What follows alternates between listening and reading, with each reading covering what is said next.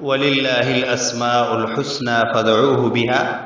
اللہ تعالیٰ کے خوبصورت نام ہیں، انہی ناموں کے ذریعے اللہ تعالیٰ کو پکارا کرو۔ جب اللہ تعالیٰ سے کوئی بات منوانی ہو،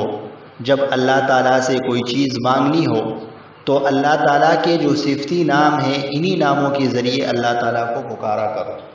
ان ناموں میں اللہ تعالیٰ نے بہت برکتیں رکھی ہے،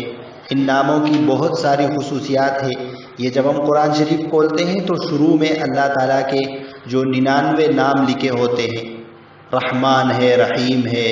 رزاق ہے، فتاح ہے، علیم ہے، یہ جتنے بھی نام لکھے ہوئے ہیں ان سب ناموں میں اللہ تعالیٰ نے بڑی تاثیر رکھی ہے۔ پھر بعض نام ان میں سے ایسے ہیں کہ ان ناموں کی اپنی ایک خصوصیت ہے، وہ 4 نام ہیں، یا سبوح، یا قدوس، یا غفور، یا ودود۔ یہ جو 4 نام ہیں، جس مصیبت کے وقت بھی آدمی ان ناموں کو پڑھے گا، ان کا وظیفہ پڑھے گا، یہ چونکہ اللہ تعالیٰ کے مبارک نام ہے، تو کسی بھی مشکل کے وقت، کسی بھی پریشانی کے وقت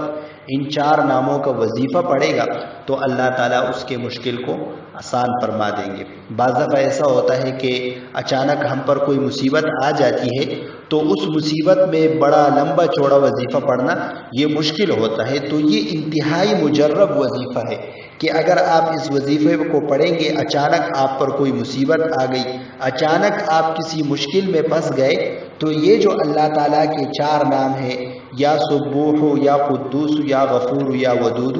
ان 4 ناموں کو آپ پڑھ لیں، وظیفے کے طور پر 3 دفعہ آپ اخلاص کے ساتھ پڑھ لیں،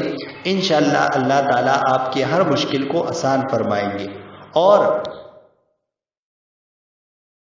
وَلِلَّهِ الْأَسْمَاءُ الْحُسْنَى فَادْعُوهُ بِهَا، اللہ تعالیٰ کے خوبصورت نام ہیں، انہی ناموں کے ذریعے اللہ تعالیٰ کو پکارا کرو۔ جب اللہ تعالیٰ سے